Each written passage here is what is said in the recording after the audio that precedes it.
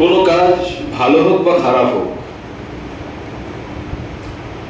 সেই কাজের পিছনে দেখবেন যুবকদের কোনো না কোনো ভূমিকা আছে।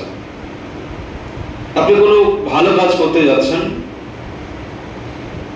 তো দেখবেন সেই ভালো কাজের পিছনে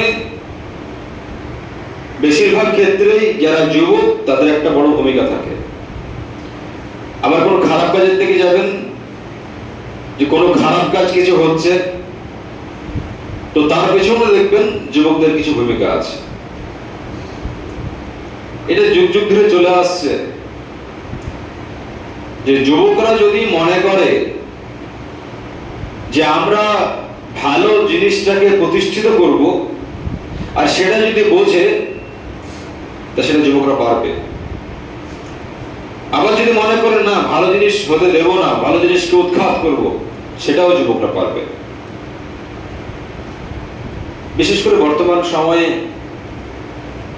যুব সমাজ আস্তে আস্তে ধ্বংসের দিকে চলে যাচ্ছে, অধঃপতনের অতল তলে তলিয়ে যাচ্ছে।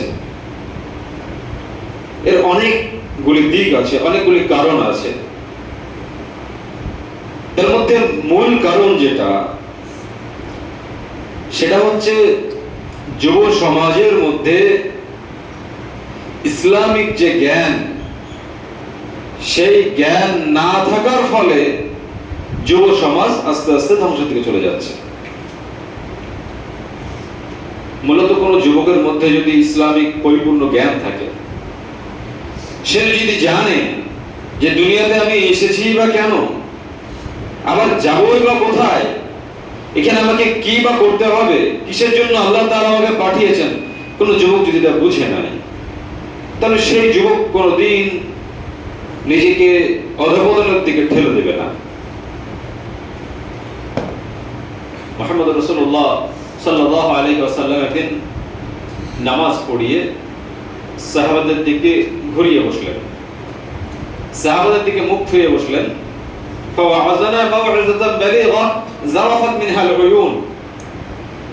আল্লাহর রাসূল সাহাবাদের উদ্দেশ্যে এমন মর্মস্পর্শী ভাষায় বক্তব্য দিলেন, এমন বক্তব্য আল্লাহ সাল্লাল্লাহু আলাইহি ওয়াসাল্লাম সাহাবাদের উদ্দেশ্যে দিলেন, যারাফাত মিনহা আল-উয়ুন, তাদের চোখ দিয়ে পানি ঝরতে লাগলো।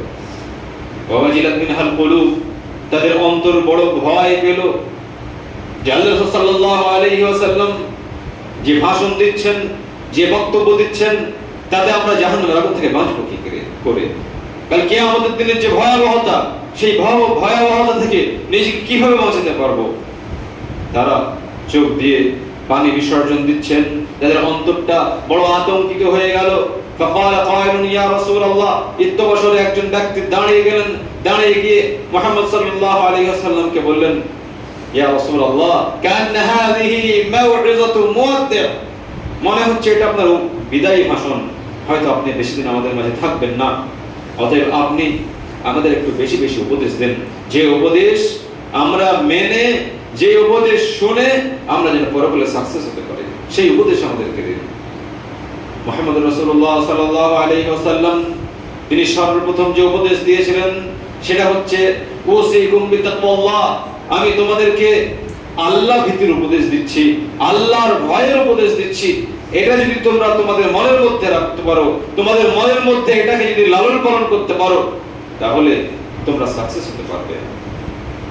সম্মানিত উপস্থিতি, আমরা প্রকৃতপক্ষে আল্লাহর ভয় মনের মধ্যে যদি নিয়ে আসতে পারি, যেভাবে সাহাবায়ে কেরাম নিয়ে আসতে পেরেছিলেন, একজন যুবক সে দুনিয়াতে কেন এসেছে, কি কারণে এসেছে, এই বিষয়টা নিয়ে যদি গবেষণা করে, এই বিষয়টা নিয়ে যদি চিন্তা ভাবনা করে, এবং সে যদি এটা ভাবে যে না আমি তো আজকে যুবক আছি, কালকে আমি বয়স্ক হয়ে যাব, আমি বৃদ্ধ হয়ে যাব, আমি জমিনকে দাবিয়ে বেড়াচ্ছি, আমি এলাকাকে দাবিয়ে বেড়াচ্ছি, আমার দ্বারাতে কত মানুষ অতিষ্ঠ হয়ে গেছে, আমার দ্বারাতে কত মানুষ কষ্ট পাচ্ছে, আমার যৌবনের এই শক্তির জন্য এটা করে বেড়াচ্ছি, কিন্তু কালকে আমি বয়স্ক হয়ে যাব, আমার যখন বৃদ্ধ বয়সে উপনীত হব, আমি দুনিয়া ছেড়ে চলে যাব, আমাকে কি করতে হবে, কি কাজ করলে আল্লাহ তাআলা সন্তুষ্ট হবেন, এই বিষয়গুলো যদি ভালোভাবে একজন যুবক উপলব্ধি করতে পারে, একজন যুবকের মনের মধ্যে আল্লাহর ভয় যদি কাজ করে যেমন ভাবে সাহাবায়ে কিরামদের কাজ করেছিল, তাহলে একজন যুবক কোনোদিন পথভ্রষ্ট হতে পারে না, অধঃপতনের অতল তলে তলিয়ে যেতে পারে না। শ্রী মানবেন্দ্রনাথ তিনি একটা কথা বলছেন, বিশেষ করে যারা যুব সমাজ তাদেরকে উদ্দেশ্য করে, learning for the Muslim Europe became the leader of modern civilisation. Muslim শিক্ষার প্রভাবে ইউরোপ আধুনিক সভ্যতার নেতা হতে পেরেছিল। এমন একটি সময় ছিল যে ইউরোপকে শাসন করেছে এই মুসলিম যুব বাহিনী। এদের দ্বারাতেই ইউরোপের বিভিন্ন জায়গাতে মুসলিমদের যে সভ্যতা, এই সভ্যতা মাথা উঁচু করে বেঁচেছিল। মাথা উঁচু করে ইসলামী যে সভ্যতা, এটা অমুসলিমরা দেখেছিল, তারা এই সভ্যতা থেকে সভ্যতা গ্রহণ করেছিল। আজ সেই মুসলিম যুবক, সেই মুসলিমরা আজকে কোথায়? সেই মুহাম্মদ রাসূলুল্লাহ সাল্লাল্লাহু আলাইহি ওয়াসাল্লামের আদর্শকে পুরোপুরি ভাবে এরা মাটি দিয়ে দিয়েছে, কবর দিয়ে দিয়েছে। এখন যত রকমের খ্রিস্টানদের সভ্যতা, ইহুদিদের সভ্যতা, যত রকমের নোংরামি, সমস্ত কিছু এই মুসলিমদের মধ্যে বিরাজ করছে। মুহাম্মদ রাসূলুল্লাহ সাল্লাল্লাহু আলাইহি ওয়াসাল্লাম তিনি বলছেন, কাল কিয়ামতের দিনে আল্লাহ তাআলা দরবার থেকে একজন ব্যক্তিকে আল্লাহ তাআলা যাওয়ার অনুমতি দেবেন না যতক্ষণ না আল্লাহ তাআলার কয়েকটি প্রশ্নের উত্তর সঠিকভাবে না দিতে পারবে। তার মধ্যে এক নম্বর প্রশ্ন হবে, ওয়ান উমরিহি ফীমা আফনা, তোমাকে যে সময় দিয়েছিলাম, তোমাকে যে বয়স দিয়েছিলাম, এই বয়সটা তুমি কোন কাজে শেষ করেছো, কোন কাজে তুমি নিঃশেষ করেছো। কাল কিয়ামতের দিনে একজন ব্যক্তিকে আল্লাহ তাআলা জিজ্ঞাসা করবেন তার বয়স সম্পর্কে। তোমাকে 60 বছরের সময় দিয়েছিলাম, তুমি তোমার যৌবনটা কোথায় লাগিয়েছো, তুমি তোমার যৌবন কালটাকে কোথায় শেষ করেছো, কাল কিয়ামতের দিনে আল্লাহ তাআলা জিজ্ঞাসা করবেন। অতএব কোন যুবক কিয়ামতের দিনে পার হবে না তার যৌবন কালটাকে সে কোন কাজে অতিবাহিত করেছে তার জবাবদিহি যতক্ষণ না করবে। অন্য হাদিসে আসছে, ওয়ান শাবাবিহি ফীমা আবলা, একজন যুবককে তার যৌবন কাল সম্পর্কে জিজ্ঞাসা করা হবে, তোমার যৌবন কালটাকে কিসে শেষ করেছো। তাহলে কিয়ামতের দিনে বয়স সম্পর্কে, যৌবন সম্পর্কে আল্লাহ তাআলা জিজ্ঞাসা করবেন, তোমার যৌবন কাল কোথায় শেষ করেছো, তোমার বয়স কোথায় শেষ করেছো। ঠিকঠাক যদি জবাবদিহি করতে পারেন, ঠিকঠাক উত্তর দিতে পারেন, তাহলে কিয়ামতের দিনে পরিত্রাণ পাবেন। ঠিকঠাক যদি উত্তর দিতে না পারেন, তাহলে কিয়ামতের দিনে আপনাকে ধ্বংস হয়ে যেতে হবে। বেশিরভাগ যুবক এরা এদের যৌবন কালে, যে যৌবন কালে অত্যন্ত মূল্যবান সময়টা, যে সময়টা ইবাদতবন্দি করা উচিত ছিল, এই সময়ে ইবাদতবন্দি না করে কত যুবক কত অন্যায় পথে, কত নোংরা পথে তারা পরিচালিত হচ্ছে। মুহাম্মদ রাসূলুল্লাহ সাল্লাল্লাহু আলাইহি ওয়াসাল্লাম তিনি বলছেন, কিয়ামতের দিনে আল্লাহ তাআলা 7 প্রকার ব্যক্তিকে আরশের ছায়া দান করবেন।